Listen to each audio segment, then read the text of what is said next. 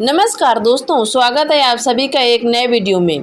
दोस्तों, क्या संसद से गायब हो गए देश के गृह मंत्री अमित शाह? 20 जुलाई से शुरू हुए मानसून सत्र में आज 8 अगस्त तक गृह मंत्री की गैर हाजिरी पर विपक्ष उठा रहा तीखे सवाल। क्या छात्र आंदोलन पर हुए लाठीचार्ज और नीट पेपर लीक का खौफ, या फिर मोदी सरकार के भीतर मची है कोई बहुत बड़ी खलबली? चाणक्य कहे जाने वाले अमित शाह आखिर संसद के सदन में क्यों नजर नहीं आ रहे?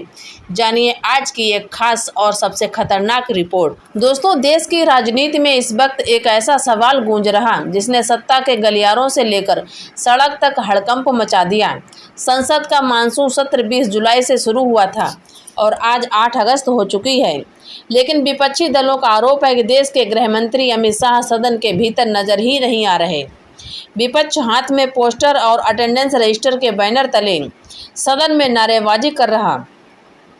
आरोप लगाया जा रहा है कि 20 जुलाई को नीट पेपर लीक और बेरोजगारी के खिलाफ प्रदर्शन कर रहे छात्रों पर हुए पुलिस लाठीचार्ज और आंसू गैस के इस्तेमाल के बाद गृह मंत्री संसद का सामना करने से बच रहे। दूसरी तरफ संसदीय कार्य मंत्री किरण रिजिजू ने मोर्चा संभालते हुए कहा, गृह मंत्री रोज संसद भवन आते हैं, देर तक काम करते हैं, उनका नाम सुनकर चरमपंथी कांपते हैं। लेकिन सवाल ये है कि अगर गृह मंत्री संसद परिसर में मौजूद हैं तो सदन पटल पर उपस्थित होकर विपक्ष के तीखे सवालों का जवाब क्यों नहीं दे रहे? क्या वाकई अभिजीत दीपके और कांग्रेस जनता पार्टी के आंदोलन ने सरकार की नींव हिला दी? क्या आरएसएस प्रमुख मोहन भागवत का जेनजी और प्रदर्शनकारियों को लेकर आया हालिया बयान सरकार के लिए कोई कड़ा संदेश है? दोस्तों, 20 जुलाई को नीट पेपर लीक और सरकारी परीक्षाओं में धांधली के खिलाफ हजारों युवा जंतर मंतर पर जमा हुए थे।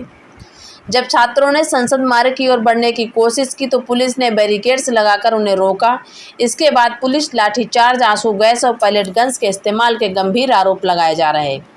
कांग्रेस जनता पार्टी के संस्थापक अभिजीत दीपके ने सीधे तौर पर दिल्ली पुलिस और गृह मंत्रालय पर सवाल उठाए।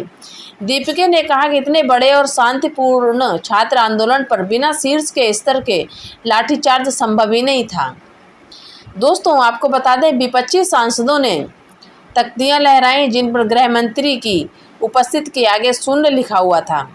विपक्ष का कहना है कि जब देश का युवा सड़कों पर पिट रहा है तब गृह मंत्री को सदन में आकर जवाबदेही तय करनी चाहिए और इस लाठीचार्ज की जिम्मेदारी लेते हुए इस्तीफा देना चाहिए। नीट पेपर लीक और दिल्ली पुलिस की कार्रवाई पर बहस की मांग को लेकर लगातार संसद की कार्रवाई स्थगित हो रही है। दोस्तों, सरकार की ओर से संसदीय कार्य मंत्री किरण रिजिजू ने सदन में मोर्चा संभाला है। किरण रिजिजू ने कहा है कि गृह मंत्री सुबह से रात तक संसद भवन में अपने कार्यालय में बैठकर काम करते हैं। विपक्ष ये तय नहीं कर सकता है कि सदन में कब और कौन सा मंत्री बोलेगा। अमित शाह का नाम सुनकर देश के दुश्मन और आतंकवादी कांपते हैं। विपक्ष का तर्क है कि यदि गृह मंत्री भवन में मौजूद हैं तो वे लोकसभा या राज्यसभा के फ्लोर पर आकर विपक्ष के सवालों का सामना क्यों नहीं करते। सीक्रेट टनल या प्राइवेट कमरों में बैठने के दावों पर विपक्ष तंज कस रहा है। मुझे लगता है कि नई पीढ़ी जेन जे और जेन अल्फा हमारी मौजूदा पीढ़ी से ज़्यादा ईमानदार और पारदर्शी हैं। वे सीधे और तार्किक सवाल पूछते हैं, मोहन भागवत ने ये कहा है। जहां सरकार प्रदर्शनकारियों को कई बार सख्त लहजे में देखती है, वहीं संघ प्रमुख का युवाओं को ईमानदार और संवाद प्रिय बताना एक बड़ा वैचारिक अंतर दर्शाता है। विश्लेषक इसे संघ की ओर से सरकार को दी गई एक सचेत सलाह के रूप में देख रहे हैं। युवाओं के मुद्दों को आक्रामकता के बजाय संवेदनशीलता और बातचीत से हल किया जाए।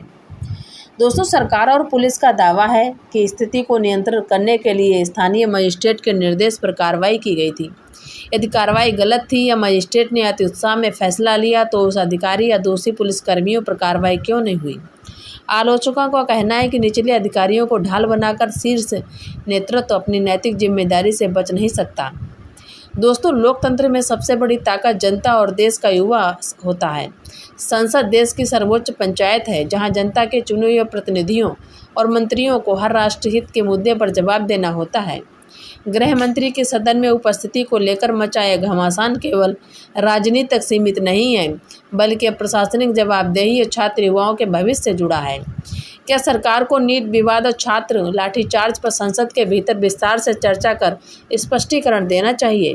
क्या गृह मंत्री को सदन के फ्लोर पर आकर विपक्ष के सवालों का सीधा जवाब देना चाहिए?